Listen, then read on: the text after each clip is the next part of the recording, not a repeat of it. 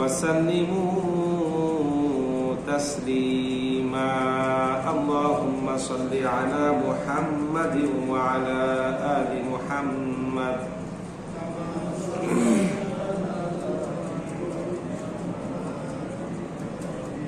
إنك حميد مجيد اللهم بارك على محمد وعلى آل محمد كما باركت على إبراهيم وعلى آل إبراهيم إنك حميد مجيد الحمد لله সম্মানিত উপস্থিতি আজ 20 ফেব্রুয়ারি 2026 খ্রিস্টাব্দ 7 ফাল্গুন 1432 বঙ্গাব্দ 2রা রমাদান 1447 হিজরি অর্থাৎ মাহে রমাদানের প্রথম জুমায় মহান আল্লাহ পাক আমাদের সবাইকে বিভিন্ন রকম দুনিয়াবি ব্যস্ততা থেকে আরাম করে নানান রকম অসুখ বিসুখ রোগ শোক বিপদ আপদ বালা মুসিবত থেকে হেফাজত করে সপ্তাহের সর্বশ্রেষ্ঠ দিনে সপ্তাহের সর্বশ্রেষ্ঠ ইবাদত জুমার নামাজ আদায় করার লক্ষ্যে পৃথিবীর সবচাইতে পবিত্রতম জায়গা আল্লাহর ঘর মসজিদে আসার তৌফিক দিয়েছেন। সেজন্য অন্তরে অন্তঃস্থল থেকে সেই রবের দরবারে তারই শেখানো বাক্যে কালিমাতুশ শুকর আদায় করি আলহামদুলিল্লাহ। রব্বানা লাকাল হামদ হামদান কাসীরান তাইয়িবান মুবারাকান ফীহি। সকল প্রশংসা একজনের জন্য, তিনি কে? আল্লাহ। সম্মানিত উপস্থিতি, পূর্ব ঘোষণা অনুযায়ী আজকে আমরা যে বিষয়ের উপর আলোচনা করব তার শিরোনাম হলো মহাগ্রন্থ আল কোরআনের মর্যাদা, ফজিলত, তাৎপর্য এবং কোরআনের প্রতি আমাদের হক, আমাদের প্রতি কোরআনের হক। সম্মানিত উপস্থিতি, আল্লাহ পাক রব্বুল আলামিন কর্তৃক নির্ধারিত 12 মাসের মধ্যে সর্বশ্রেষ্ঠ মাস হলো রমাদান। মহান আল্লাহ পাক রব্বুল আলামিনের নৈকট্য অর্জন এবং পরকালীন জীবনের পাথে সংগ্রহের বসন্তকাল হলো রমাদান। এ মাসের প্রত্যেকটা মুহূর্তে রয়েছে অফুরন্ত রহমত, বরকত এবং কল্যাণ। অন্যান্য মাসের চাইতে এই মাসে আমল করলে সেই আমলের সওয়াব এবং ফজিলত কয়েক গুণ বেশি। এখন আমাদের মনে প্রশ্ন জাগতে পারে, কেন এই মাসের শান মান মর্যাদা এত বেশি? কেন এই মাসকে এত বরকতময় ও কল্যাণকর বলে ঘোষণা দেওয়া হয়েছে? এটার উত্তর আল্লাহ পাক রব্বুল আলামিন নিজেই দিচ্ছেন। সূরাতুল বাকারা 185 নম্বর আয়াত। আল্লাহ রব্বুল আলামিন বলেন, শাহরু রমাদানাল্লাযী উনজিলা ফীহিল কুরআনু হুদাল লিন-নাসি ওয়া বায়্যিনাতিন মিনাল হুদা ওয়াল ফুরকান। আল্লাহ পাক বলছেন, রমাদান মাস হলো এমন এক মাস যেই মাসে নাজিল করা হয়েছে মহাগ্রন্থ আল কোরআন। হুদাল লিন-নাস, সমগ্র মানবতার হেদায়েতের জন্য, ওয়া বায়্যিনাতিন মিনাল হুদা, সৎ পথের সুস্পষ্ট নিদর্শন রূপে, ওয়াল ফুরকান, এবং সত্য মিথ্যার পার্থক্যকারী হিসাবে। এই আয়াতে আল্লাহ পাক রব্বুল আলামিন মাহে রমাদানের মহত্ব এবং গুরুত্বের প্রতি ইঙ্গিত করে বলছেন যে রমাদান মাসের মর্যাদা ও শ্রেষ্ঠত্বের একমাত্র কারণ হলো এই মাসে নাজিল করা হয়েছে মহাগ্রন্থ আল কোরআন। যেহেতু রমাদানের সম্পর্ক কোরআন নাজিলের সঙ্গে, তাই এই মাসের শান মান মর্যাদা এত বেশি। আসলে নিয়মটাও ঠিক তাই, যার মর্যাদা শান মান মর্তবা যত বেশি, তার সঙ্গে রিলেটেড সংশ্লিষ্ট বা সম্পর্কিত বিষয়ের মর্যাদাও আপনা আপনি বেড়ে যায়। ঠিক তেমনি ভাবে আল্লাহ পাক রব্বুল আলামিনের কালাম, আল্লাহর কথা, আল্লাহর কিতাব, এই কোরআনের সঙ্গে যার সম্পর্ক যত বেশি হবে, আল্লাহ পাক রব্বুল আলামিন তার মর্যাদাও তত বেশি বৃদ্ধি করে দিবেন। চাই সে মানুষ হোক, ফেরেশতা হোক, নবী রাসূল হোক, স্থান কাল পাত্র যাই হোক না কেন, কোরআনের সঙ্গে যার স্পর্শ হবে, যার সম্পর্ক হবে, আল্লাহ পাক রব্বুল আলামিন তার মর্যাদা বাড়িয়ে দিবেন। প্রমাণস্বরূপ আপনাদের সামনে বলতে চাই, ধরেন এই কোরআন একজন ফেরেশতা বহন করে আনার কারণে তিনি ফেরেশতাদের মধ্যে শ্রেষ্ঠত্ব অর্জন করেছেন, যাকে বলা হয় সাইয়্যিদুল মালাইকা। কি নাম তার? জিবরাইল আলাইহিস সালাতু ওয়াস সালাম। এই কোরআন বিশ্বনবী সাল্লাল্লাহু আলাইহি ওয়াসাল্লামের উপর নাযিল হওয়ার কারণে তিনি নবীদের মধ্যে শ্রেষ্ঠত্ব অর্জন করেছেন, যাকে বলা হয় সাইয়্যিদুল আম্বিয়া। এই কোরআন মক্কা এবং মদিনায় নাযিল হওয়ার কারণে এই দুইটা শহর পৃথিবীর অন্য সকল শহরের তুলনায় শ্রেষ্ঠত্ব অর্জন করেছে। এই কোরআন রমাদান মাসে নাযিল হওয়ার কারণে রমাদান মাস বাকি 11 মাসের তুলনায় শ্রেষ্ঠত্ব অর্জন করেছে। সুতরাং এই কোরআনের সঙ্গে যে ব্যক্তির সম্পর্ক যত বেশি হবে, যে ব্যক্তি এই কোরআন পড়বে, কোরআন মানবে, কোরআন বুঝবে, কোরআনের আলোতে জীবনকে আলোকিত করবে, কোরআনকে নিজের সংবিধান হিসাবে নির্ধারণ করবে, আল্লাহ পাক রব্বুল আলামিন ওই ব্যক্তির মর্যাদাও কি করবেন? বৃদ্ধি করে দিবেন। দলিল কি? সূরা আবু দাউদ 1464 নম্বর হাদিস। এই হাদিসে রাসূল কারীম সাল্লাল্লাহু আলাইহি সাল্লাম পরকাল দিবসের কথা বলছেন।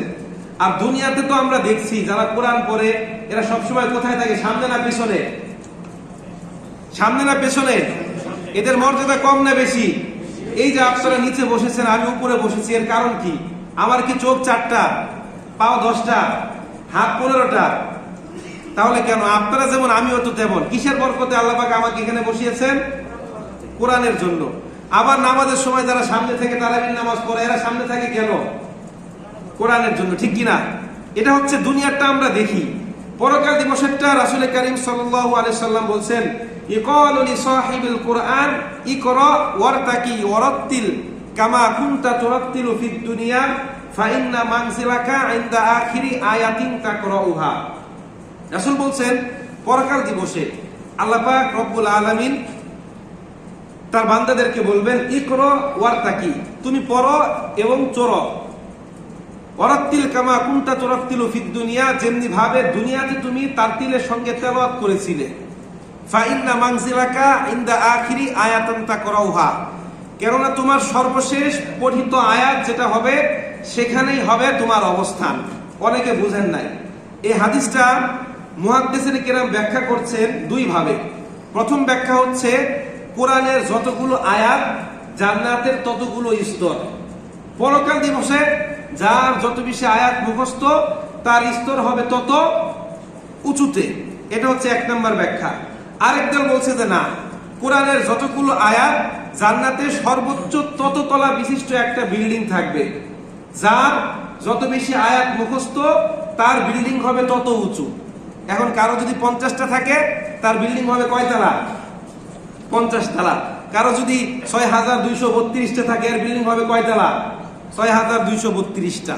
এজন্য আমরা চেষ্টা করব এই রমাদানের খাতিরে রমজান হিসেবে প্রত্যেকদিন অন্তত পক্ষে একটা করে আয়াত মুখস্থ করতে। আল্লাহ পাক সবাইকে তৌফিক দান করুন। সম্মানিত উপস্থিতি, কোরআন শব্দটির অর্থ হচ্ছে পড়া। কোরআন নাজিল হয়েছে কিসের জন্য? পড়ার জন্য। এই পৃথিবীর ইতিহাসে কোরআন একমাত্র কিতাব যা সর্বাধিক পঠিত হয়েছে। পৃথিবীর ইতিহাসে এমন কোনো ভাষা নাই যে ভাষায় কোরআন অনুদিত হয় নাই। এই পৃথিবীতে এমন কোনো রাষ্ট্র নাই যে রাষ্ট্রে একজনও কোরআনের হাফেজ খুঁজে পাওয়া যাবে না। এই পৃথিবীর মানচিত্রে এমন কোনো দেশের অস্তিত্ব নাই যে দেশ খুঁজলে একটাও কোরআনের পাণ্ডুলিপি খুঁজে পাওয়া যাবে না। আছে এরকম কোনো দেশ? যে কোনো দেশ বলেন, আপনি ভ্যাটিকান সিটি বলেন, ওখানেও আপনি খুঁজলে একজন না একজন কোরআনের হাফেজ পাবেন, ঠিক কিনা? পৃথিবীর সবচেয়ে ছোট দেশ কোনটা? Vatican city. এটাকে বলা হয় খ্রিস্টান অধ্যুষিত এরিয়া। এখানেও আপনি একজন না একজন পেয়ে যাবেন।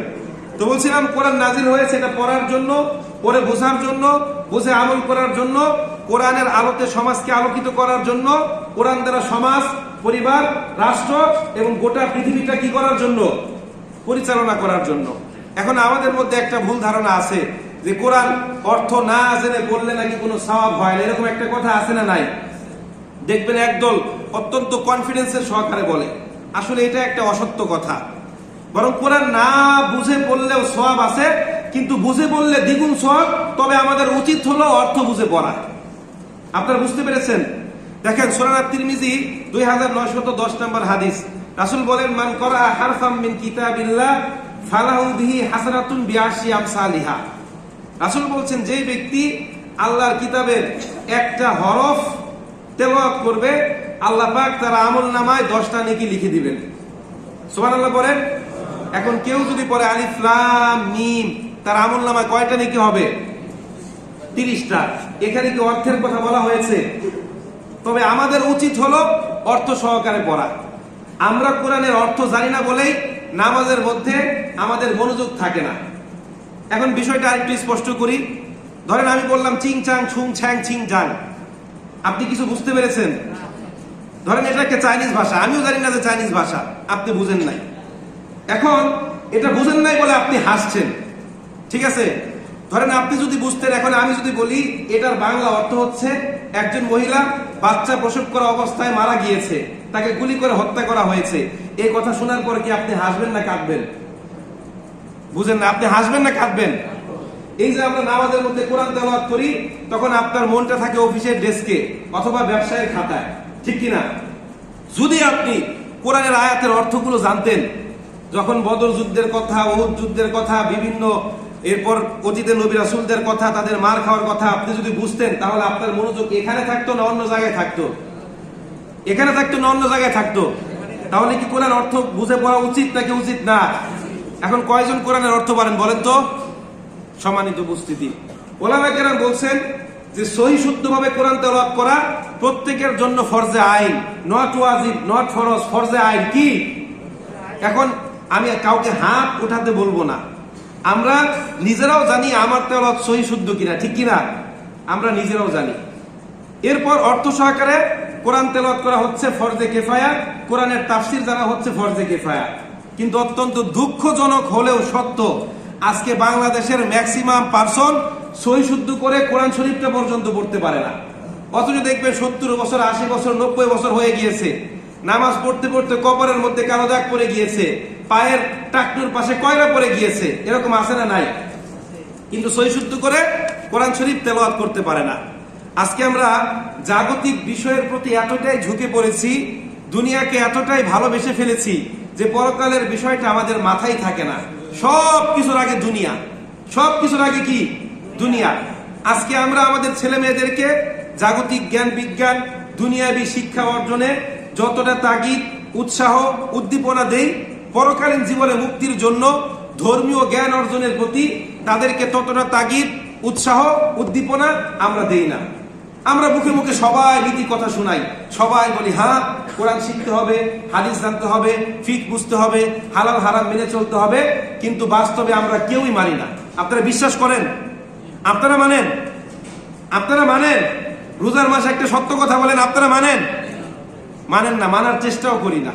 সম্মানিত উপস্থিতি, আপনি জানেন মদ খাওয়া হারাম, আপনি জানেন সুদ খাওয়া হারাম, আপনি জানেন ঘুষ খাওয়া হারাম, আপনি জানেন কোরআন পড়তে হবে, কিন্তু একটাও মানেন না। আপনার জানায় কিছু যায় আসে? যে চুরি করে সে জানে না যে চুরি করা হারাম? জানে কিনা? যে নেশা খায়, মদ খায়, সে জানে না মদ তার স্বাস্থ্যের জন্য ক্ষতিকর? জানে কিনা? জানে, কিন্তু মানে না। কোনো লাভ হবে? আজকে দেখেন আমরা কেমন, আমরা সবাই জান্নাতের আশা করি, জাহান্নামের কথা শুনতেও চাই না, জাহান্নামের ধারে কাছেও যেতে চাই না। কিন্তু জান্নাতে যেতে হলে যেই কাজগুলো করা দরকার, জাহান্নাম থেকে বাঁচতে হলে যেই কাজগুলো এড়িয়ে চলা দরকার, আমরা কেউ এগুলো করি না। এটা একটা 100% সত্য কথা, ঠিক কিনা? সম্মানিত উপস্থিতি, আজকে যারা কোরআনকে সম্মান করে না, কোরআনকে মূল্যায়ন করে না, কোরআনের উপর আমল করে না, কোরআন শিখে না, কোরআনের অর্থ বুঝে না, কোরআন জানে না, পরকাল দিবসে তাদের বিরুদ্ধে স্বয়ং রাসূল কারীম সাল্লাল্লাহু আলাইহি সাল্লাম আল্লাহর দরবারে অভিযোগ করবে। দলিল কি? সূরাতুল ফুরকান 30 নম্বর আয়াত। দেখেন, অনেক হাদিসে বর্ণিত হয়েছে যে রাসূলের সুপারিশ ছাড়া একজন ব্যক্তিও কোথায় যেতে পারবে না? জান্নাতে। রাসূলের সুপারিশ ছাড়া একজন ব্যক্তিও জান্নাতে যেতে পারবে না। আর সেদিন যদি রাসূল আপনার পক্ষে সুপারিশ না করে আপনার বিরুদ্ধে অভিযোগ করে, তাহলে আমার আপনার অবস্থা কি হবে? আল্লাহ পাক বলছেন, ওয়াকালা রাসূল ইয়া রাব্বি ইন্না কওমি ইত্তাখাযু হাদাল কুরআনা মাহজুরা। সেদিন রাসূল বলবেন, ইয়া রাব্বি, হায় আমার রব, ইন্না কওমি ইত্তাখাযু, এরা হচ্ছে আমার জাতি, থাকে আপনাদের দিকে আঙ্গুল দিলাম না, থুতু নিজের গায়ে দিলাম, এমন বলবে, ইন্না কওমি ইত্তাখাযু, এরা হচ্ছে আমার জাতি, হাদাল কুরআনা মাহজুরা, যারা আপনার এই কোরআনকে একটা পরিত্যক্ত বই মনে করেছিল। কে বলবে এই কথা? রাসূল বলবে। কে বলছেন এই কথা? আল্লাহ পাক বলছেন। কোন জায়গায়? সূরাতুল ফুরকান 30 নম্বর আয়াত। আজকে আমরা এই কোরআনকে একটা পরিত্যক্ত বই মনে করে ফেলে রেখেছি। দেখবেন অনেকের বাড়িতে কোরআন আছে, সুন্দর করে গিলাফ একটা লাগিয়ে হয় আলমিরার উপরে অথবা সানসেটের উপরে রেখে দিয়েছি। অনেকে আবার এটাকে ঘরেও রাখতে চায় না, মসজিদে এসে জমা দিয়ে দেয়। আমি এই মসজিদে আসার পর 3-4 জন তাদের ঘরের কোরআন শরীফ হুজুর বাড়িতে পড়ে আসে, কেউ পড়ে না, মসজিদে জমা দিয়ে যায়। এরকম আছে না নাই? এখানে এমনও ব্যক্তি আছে, তার জীবনে কবে সর্বশেষ সে কোরআন স্পর্শ করেছে এটাও সে বলতে পারবে না। এরকম আছে না নাই? কিন্তু আমরা স্বীকার করতে চাই না। অথচ এই কোরআন হচ্ছে আমাদের সংবিধান, কোরআন হচ্ছে আমাদের প্রাণের স্পন্দন, কোরআন হচ্ছে অন্ধকারের মধ্যে একটা আলোকবর্তিকা, ঠিক কিনা? আজকে মুসলমানের সন্তান এই কোরআনকে মূল্যায়ন করে না, কোরআন ছুঁয়েও দেখে না। এরকম আছে না নাই? সম্মানিত উপস্থিতি, যেদিন থেকে মুসলমানরা এই কোরআন থেকে দূরে সরে যেতে শুরু করেছে, সেদিন থেকে মুসলিমদের পতন শুরু হয়েছে। আজকে মুসলমানের সন্তানরা, মুসলমান দেশগুলো এই কোরআনের শিক্ষাকে কম্পালসারি থেকে অপশনাল করেছে। হয়তোবা ভবিষ্যতে এমন একটা সময় আসবে যেদিন এই কোরআনের শিক্ষাকে কি অপশনালেও খুঁজে পাওয়া যাবে না, উঠিয়ে দেওয়া হবে। এবার আপনাদেরকে একটা চরম সত্য কথা বলি, সবাই আগামী 5 মিনিট একবারে সব দিক থেকে মনোযোগ সরিয়ে শুধুমাত্র আমার ঠোঁটের দিকে তাকান এবং আমি কি বলি কান দিয়ে শুনেন। দেখেন, একটা জাতির মূল্যবোধ, সভ্যতা, সংস্কৃতি, রীতি নীতি, আইন কানুন পরিবর্তন করতে চাইলে সবার আগে কি পরিবর্তন করতে হয় বলেন তো? এডুকেশন সিস্টেম, শিক্ষা ব্যবস্থা। সে কারণেই ব্রিটিশরা যখন দেখলো যে ইন্ডিয়ান সাবকন্টিনেন্টের মুসলমানরা, এই ভারতবর্ষের মুসলমানরা একটু ধর্মীয় গোড়া টাইপের, তাদেরকে সহজে শাসন করা যায় না, তাদেরকে সহজে কি করা যায় না, সবকিছুর আগে তারা ধর্মকে প্রাধান্য দেয়, ধর্ম নিয়ে চিন্তা করে, তখন তারা এদেশে দ্বিমুখী শিক্ষা ব্যবস্থা চালু করার সিদ্ধান্ত নিল। এগুলো কোনো বানানো কথা না, আপনারা সার্চ দিবেন। 1835 সালে এই ইন্ডিয়ান সাবকন্টিনেন্টের সর্বপ্রথম শিক্ষা কমিশন গঠিত হয়। ব্রিটিশ সরকার লর্ড মেকেলের পরামর্শে এই ভারতবর্ষের শিক্ষা ব্যবস্থাকে দুভাগে ভাগ করে মাদ্রাসা শিক্ষা এবং জেনারেল শিক্ষা নামক দ্বিমুখী শিক্ষা ব্যবস্থা চালু করে। মূলত এর মাধ্যমে তারা আন্তর্জাতিক সম্পর্ক, সমাজনীতি, রাষ্ট্রনীতি, বিজ্ঞান, প্রযুক্তি বিষয়ে ধর্মীয় শিক্ষাকে অপারগ প্রমাণ করতে চায়। মানে ধরেন, 2 ডানা বিশিষ্ট একটা পাখির এক পাশের ডানা ভেঙে দিলে একটা ডানা দিয়ে কি সেই পাখিটা উঠতে পারবে? পারবে? পারবে না। আজকে ধর্মীয় শিক্ষাকে মাদ্রাসা শিক্ষা নামে নির্দিষ্ট একটা গণ্ডির মধ্যে বন্দী করে, আর সাধারণ শিক্ষাকে জেনারেল শিক্ষা নামে স্কুল কলেজের মধ্যে বন্দী করে তারা আমাদেরকে ডানা ভাঙা পাখির মতো অবস্থা করে দিয়েছে। লর্ড মেকেল সেদিন বলেছিলেন যে আমরা হয়তো এই দেশ থেকে চলে যাব, কিন্তু এখানে এমন একটা শিক্ষা ব্যবস্থা রেখে যাব যেখানে তৈরি হবে a class of people Indian in blood and colour, but English in taste, in moral, in intellect, in opinion. আমরা এই দেশ থেকে চলে গেলেও এখানে এমন একটা শিক্ষা ব্যবস্থা রেখে যাব যেখানকার মানুষগুলো হবে রক্তে মাংসে ভারতীয়, কিন্তু রুচিবোধ, নৈতিকতা, বুদ্ধি এবং মতামতের দিক থেকে এক একটা ইংরেজ তৈরি হবে। এর ফলাফল কি? 1971 সালে এই দেশ স্বাধীন হয়। সর্বপ্রথম যে শিক্ষা কমিশন গঠন করা হয় তার নাম হচ্ছে ডাক্তার কুদরতি খোদা শিক্ষা কমিশন। এই লোকটা নাস্তিক, এই লোকটাকে আমি শয়তানের খোদা বলবো। এই কমিশন 1974 সালে তার রিপোর্ট পেশ করে, সেখানে প্রথম শ্রেণী থেকে 8ম শ্রেণী পর্যন্ত ধর্মীয় শিক্ষাকে অপশনাল করা হয়, বিপরীতে নাচ গান এবং বিনোদনমূলক শিক্ষা ব্যবস্থাকে করা হয় কি কম্পালসরি। ফলাফল তখন থেকে শুরু করে এখন পর্যন্ত আমাদের দেশে যতগুলো শিক্ষা কমিশন গঠিত হয়েছে সবগুলো শিক্ষা কমিশন এই কোরআনের শিক্ষা, ধর্মীয় শিক্ষাকে কি করেছে? অপশনাল। এটার ফলাফল কি দেখেন, আজকে আমাদের দেশে যারা জেনারেল শিক্ষায় শিক্ষিত এরা কোরআন, হাদিস, ফিক, এরপর ইসলামী মাসলা মাসাইল সম্পর্কে অজ্ঞ। আবার যারা মাদ্রাসা শিক্ষায় শিক্ষিত এরা রাষ্ট্রনীতি, সমাজনীতি, আন্তর্জাতিক সম্পর্ক, বিজ্ঞান, প্রযুক্তি এই বিষয়ে অজ্ঞ, ঠিক কিনা? এবার আপনাদেরকে আরেকটা চরম কথা বলি। আজকে দেখেন, 17 বছর পড়াশোনা করার পর জেনারেল লাইনে আমাদের দেশের একজন স্টুডেন্ট 5 মিনিট ইংলিশে কথা বলতে পারে না, একটা পাওয়ার পয়েন্টের স্লাইড তৈরি করতে পারে না, একটা অ্যাপ্লিকেশন পর্যন্ত সে দেখে ইংরেজিতে লিখতে পারে না। মাদ্রাসার ছাত্রদের কি কথা কি বলবো?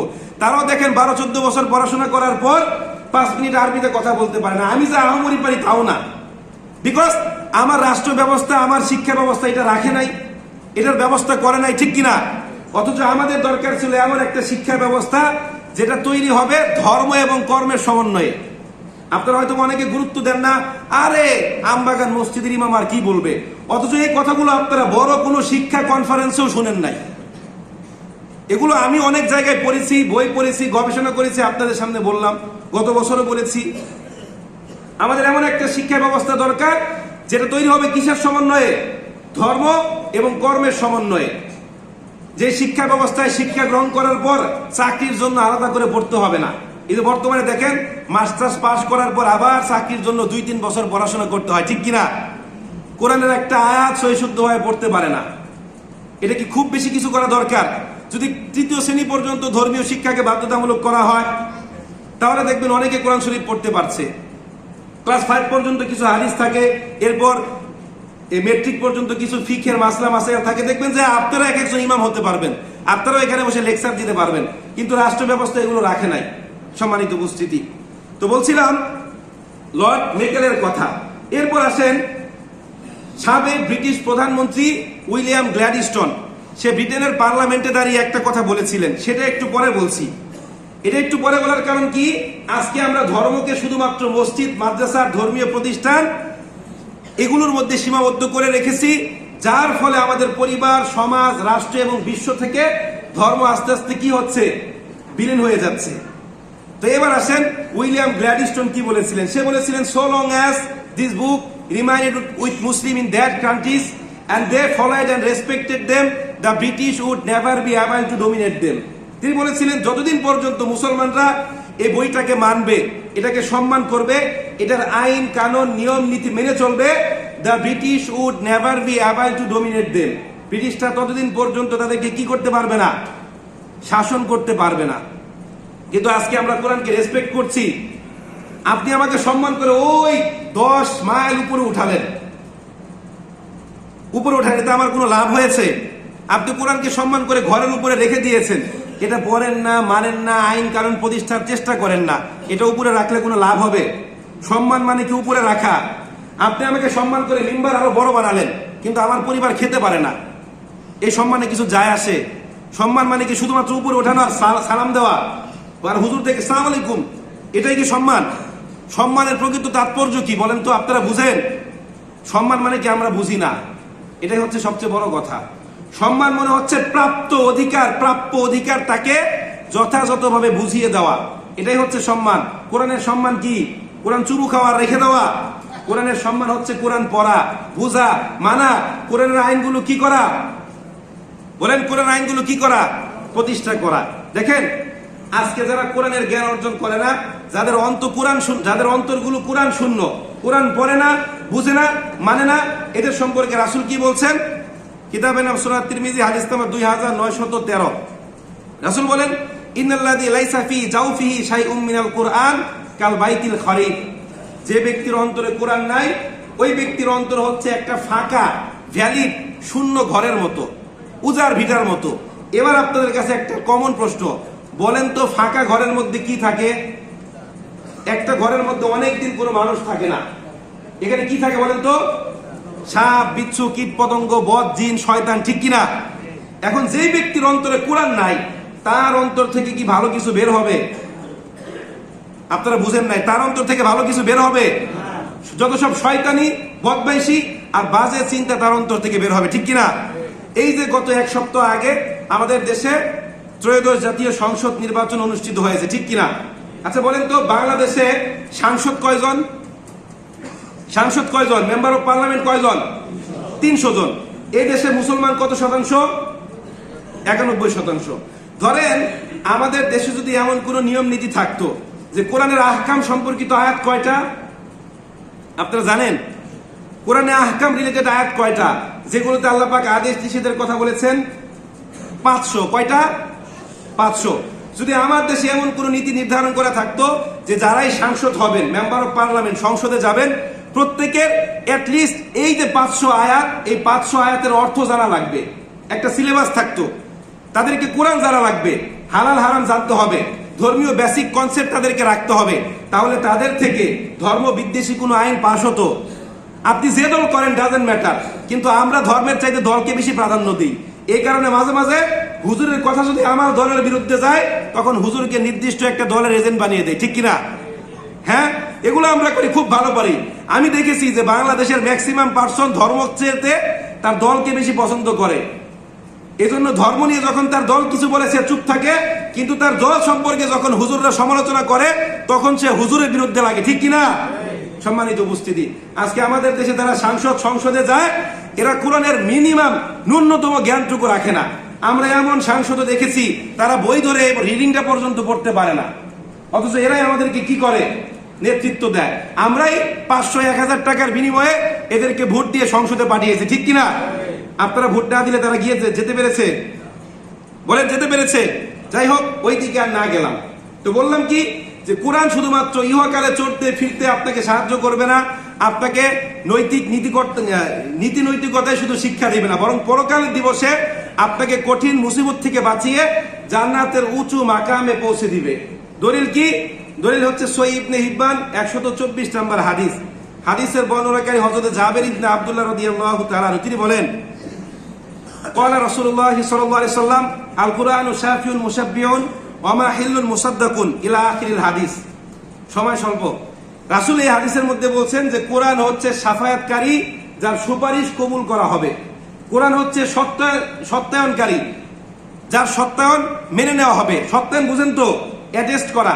আমরা বিভিন্ন চাকরিতে টিকার পরে ফার্স্ট ক্লাস গ্যাজেটেড অফিসার যারা, এদের কাছ থেকে কি করি? সত্যায়িত করি না? রাসূল বলছেন যে কোরআন হচ্ছে সত্যায়নকারী, যার সত্যতা অ্যাকসেপ্ট করা হবে। মান জালাহু আমামাহু কাদাহু ইলাল জান্নাহ। যে ব্যক্তি কোরআনকে সামনে রাখবে, কোরআন তাকে জান্নাতে পৌঁছে দিবে। এখানে সামনে রাখা মানে কোরআন সামনে নিয়ে বসে থাকা না, সমস্ত কাজের আগে কোরআন কি বলছে সেটা দেখা।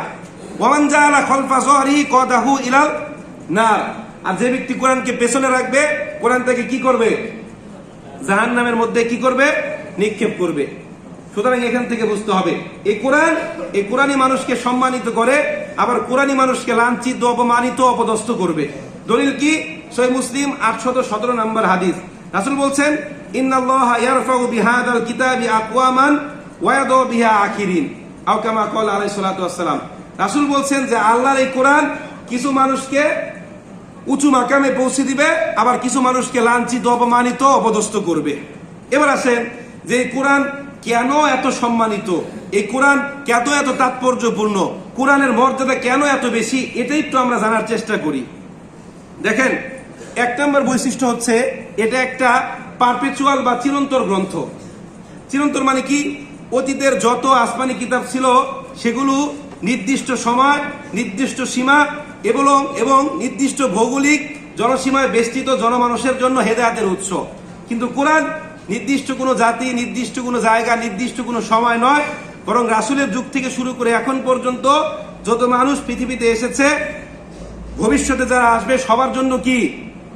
হেদায়েতের উৎস। 2 নম্বর হচ্ছে a complete code of life, পরিপূর্ণ জীবন ব্যবস্থা। কোরআন ইসলামী শরীয়ত বা ইসলামী জীবন আদর্শের অন্যতম একটা উৎস বা প্রধান উৎস আপনি বলতে পারেন। এই কোরআনের উপর ভিত্তি করাই ইসলাম নামক কাঠামো দাঁড় করানো হয়েছে। কারণ আমরা দেখেছি মানব রচিত আইন, কানুন, নিয়ম নীতিতে ভুল থাকতে পারে, কিন্তু ঐশী বাণী, স্রষ্টা প্রদত্ত যে বাণী, সেটার মধ্যে কোনো ভুল থাকতে পারে? বলে থাকতে পারে।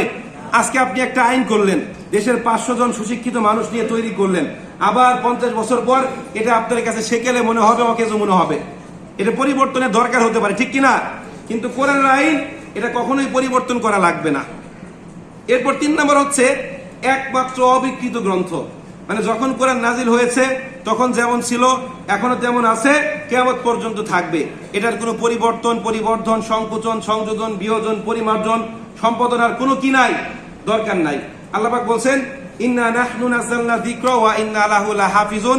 আমি আল্লাহ পাক এটা নাজিল করেছি, এটার হেফাজতের দায়িত্ব আমি আল্লাহ পাক রব্বুল আলামিন নিজেই নিয়ে নিব। 4 নম্বর হচ্ছে চ্যালেঞ্জ মোকাবিলায় উত্তীর্ণ গ্রন্থ। মানে রাসূল যখন ইসলামের প্রাথমিক যুগে কোরআন তেলাওয়াত করত, কাফের মুশরিকরা বলতো এটা তোমার বানানো কবিতা, এটা গদ্য, এটা পদ্য, উমুক তুমুক। তখন আল্লাহ পাক রব্বুল আলামিন চ্যালেঞ্জ করে দিলেন, ওয়া ইন কুনতু ফি রাইবিম মিম্মা নাযালনা ইলা আখিরিল আয়াত। সবাই জানেন আপনারা। 5 নম্বর হচ্ছে একমাত্র নির্ভুল গ্রন্থ, যেটার মধ্যে কোনো ভুল নাই। আল্লাহ পাক শুরুতেই বলে দিয়েছেন, this is the book where there is no doubt. এটা এমন একটা বই, যালিকাল কিতাব লা রাইবা ফিহি, এটার মধ্যে কোনো কি নাই, সন্দেহ নাই। এবার আসেন যে আল্লাহ পাক রব্বুল আলামিন কোরআন কেন নাজিল করেছেন, এটা একটু আমরা জানার চেষ্টা করি। আপনারা বলেন তো কেন? সবাই একটু মনে মনে বলেন, কেন নাজিল করেছেন? মসজিদের মধ্যে ইমাম সাহেব নামাজের মধ্যে পড়বেন, বিভিন্ন অনুষ্ঠান শুরু করার আগে তেলাওয়াত করবেন, এই জন্য, আর কোনো কারণ না, ঠিক কিনা? আর কোনো কারণ নাজিল করেছেন? এখানে আল্লাহ পাক কি বলছেন দেখেন। এক নাম্বার, সত্য মিথ্যার পার্থক্যকারী রূপে, মানে কোনটা হক কোনটা বাতিল এটা পার্থক্য করবে কোরআন। আল্লাহ পাক সূরাতুল ফুরকানের 1 নম্বর আয়াতের মধ্যে বলছেন, তাবারাকাল্লাযী নাযালাল ফুরকানা আলা আবদিহি লিয়াকুনা লিল আলামিনা নাযীরা। আমি এটাকে সত্য মিথ্যার পার্থক্যকারী রূপে নাজিল করেছি। 2 নাম্বার, মানুষকে অন্ধকার থেকে আলোর দিকে আনার জন্য। আল্লাহ পাক সূরাতুল ইব্রাহিমের 1 নম্বর আয়াতের মধ্যে বলছেন, কিতাবুন আনজালনাহু ইলাইকা লিতুখরিজান নাস মিনাজ যুলুমাতি ইলান নূর। এটা এমন একটা কিতাব যেটা আমি নাজিল করেছি, এই কিতাব মানুষকে অন্ধকার সমূহ থেকে কোন জায়গায় আনবে? আলোর দিকে আনবে। এর মানে কোরআন যদি আপনি না পড়েন, আপনি অন্ধকারের মধ্যেই থেকে যাবেন। 3 নাম্বার হচ্ছে বিচার কার্য করার জন্য। কিসের জন্য? মানে আপনারা মনে হয় মানতে চান না, এই জন্য বলেন না। আমি রোজা রেখে এত জোরে এতক্ষণ আধা ঘন্টা যাবত চিল্লাই করতেছেন, আপনারা মুখ দিয়ে একবার বলবেন, বললেও তো একটু সওয়াব হয়। 3 নাম্বার কিসের জন্য নাজিল করেছেন? বিচার করার জন্য। আপনারা কি কোরআনের বিচার মানবেন? মানবেন? আমরা তো মানতে চাই না। আল্লাহ পাক রব্বুল আলামিন বলছেন, ইন্না আনজালনা ইলাইকাল কিতাবা বিল হক লিতাহকুমা বাইনান নাসি বিমা আরাকাল্লাহ। এটার বাংলা অর্থ হচ্ছে, আমি এই কোরআন নাজিল করেছি কিসের জন্য? এটা দিয়ে বিচার করার জন্য। কিন্তু আমরা বিচার করি না, বিচারের সময় সুপারিশ গ্রহণ করি, কোরআন আমরা খুলে দেখি না। 4 নম্বর হচ্ছে এটা থেকে উপদেশ গ্রহণ করার জন্য। যখনই বিপদে আপদে পড়ে যান, আপনার কাছে খারাপ লাগছে, মনে হচ্ছে পৃথিবীটা আপনার জন্য অন্ধকার, আপনি মারা গেলে ভালো থাকবেন, ওই মুহূর্তে কোন জায়গা থেকে উপদেশ গ্রহণ করবেন? কোরআন থেকে। আল্লাহ পাক রব্বুল আলামিন বলছেন, কিতাবুন আনজালনাহু ইলাইকা মুবারাকুল লিয়াদাব্বারু আয়াতিহি ওয়া লিয়াতাদাব্বারু উলুল আলবাব। বাংলা অর্থ আর না পড়লাম, যেহেতু সময় শেষ হয়ে গিয়েছে। তো আমরা এখন যা করার তাই করব। এখন আপনাদের মধ্যে আমি কারো হাত উঠাতে বলবো না, কয়জনের কোরআন তেলাওয়াত শুদ্ধ আছে কয়জনের নাই, এটা আমার চাইতে আপনারা ব্যক্তিগতভাবে ভালো বুঝেন। আপনারা বলছেন আরে আল্লাহ পাক মাফ করে দিবে, আপনারা শুধুমাত্র সারাসারির হাদিস খুঁজেন, আমি যা পড়ি তাই বললে আল্লাহ পাক সওয়াব দিয়ে দিবেন, কিন্তু আপনার কোরআন শেখার প্রতি কোনো চেষ্টা নাই, আপনার কোনো ইচ্ছা নাই, আল্লাহ আপনাকে আপনি মাফ করে দিবে। এত সহজ। আমাদের হুজুররা শুধুমাত্র জান্নাতের গল্প শোনায়, আল্লাহর দয়ার গল্প শোনায়, কিন্তু আল্লাহ যে কতটা কঠোর জাহান্নামের গল্প শোনায় না। জাহান্নামের গল্প শোনালে হুজুরদের পকেট ভারী হবে না, এই জন্য শোনায় না। আল্লাহ পাক বলছেন, ইন্না রাব্বাকা লাসারিউল ইকাব ওয়া ইন্নাহু লাগফুরুর রাহিম। আল্লাহ পাক দ্রুত হিসাব গ্রহণকারী এবং ক্ষমাশীল। আল্লাহ পাক রব্বুল আলামিন শাদীদুল ইকাব, কঠোর শাস্তিদাতা, এই কথা হুজুররা বলে না, ঠিক কিনা? এবার আসেন, আপনি যে কোরআন পারেন না, আপনার চেষ্টা কতটুকু ছিল? আপনার চাকরির জন্য, পরিবারের মুখে খাবার তুলে দেওয়ার জন্য আপনি যতটুকু চেষ্টা করেছেন, কোরআন শিক্ষার জন্য এতটুকু চেষ্টা কি আদৌ করেছেন? এর 1000 ভাগের 1 ভাগ করেছেন? আপনি আল্লাহর কাছে কি নিয়ে দাঁড়াবেন? বলবেন আল্লাহ আমি পারতাম না, এইভাবে নামাজ পড়েছি। অনেক মানুষ আছে 4টা সূরাও পারে না, আমাকে বলে হুজুর 2 সূরা দিয়ে 4 রাকাত নামাজ পড়লে হবে। আমি বলবো কি, যে আপনি তো এসেছেন আমার কাছ থেকে কি আপনার পক্ষে নেওয়ার জন্য, পারি না কি করব? এখন আমি কিছু বলি না, তখন আমি চুপচাপ থাকি। এটা কোনো কথা? একজন মুসলমানের সন্তান এই কথা বলবে? অ্যাটলিস্ট 10টা সূরা তো তার মুখস্থ থাকার কথা, ঠিক কিনা? সম্মানিত উপস্থিতি, এখন আপনার কি করা দরকার এটা আমার চাইতে আপনি ভালো বুঝেন, ঠিক কিনা? আপনার কি করা দরকার এটা আমার চাইতে আপনি ভালো বুঝেন। এখন আপনার অবস্থা অনুযায়ী আপনি ব্যবস্থা নেবেন। আল্লাহ পাক রব্বুল আলামিন সবাইকে তৌফিক দান করুন। সবশেষে একটা হাদিস খালি বলি, দেখেন, মানে বলতে ইচ্ছা করছে, আবার সময়ও শেষ। উহুদ যুদ্ধের সময় রাসূল কারীম সাল্লাল্লাহু আলাইহি সাল্লাম সাহাবীদেরকে 3টা ক্যাটাগরিতে ভাগ করলেন।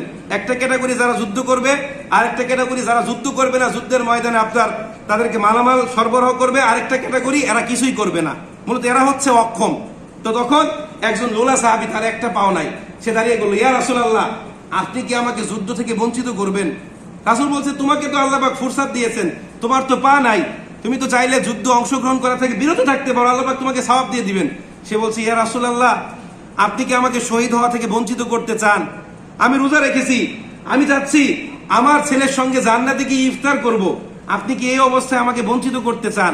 দেখেন, একজন সাহাবীর পা নাই, সে যুদ্ধে যাওয়ার জন্য কতটা প্রস্তুত, আর আমাদের হাত পা সব কিছু আছে, শুধু নাই কি ইচ্ছা, চেষ্টা। আর আমাদের তো হাত দুইটা না তিনটা, তৃতীয় হাত হচ্ছে অজুহাত। মানে যে কোনো কিছুতে অজুহাত দেখাবেন। কতবার কোরআন শিক্ষা কোর্স ঘোষণা করেছি, দিন শেষে যে 11 জন 12 জন, এই 12 জনই পাই, নতুন কোনো মুখকে আমরা দেখি না। মানে আমরা সবাই একবারে জান্নাতের সার্টিফিকেট প্রাপ্ত, কোরআন জানার দরকার নাই, ঠিক কিনা? কেউ কি রাগ করেছেন, কষ্ট পেয়েছেন আমার কথা? আমি আপনাদেরকে জান্নাতে নিয়ে যেতে চাই, এই জন্য একটু বকাবকি করলাম। কেউ কষ্ট পেলে আমাকে মাফ করে দিয়েন, যদি পায়ে ধরতে হয় পরে বললেন, পায়ে গিয়ে ধরবো। শুধু চাই পায়ে ধরে হলো আপনারা যেন কি করেন, জান্নাতে যেতে পারেন। আল্লাহ পাক সবাইকে তৌফিক দান করুন।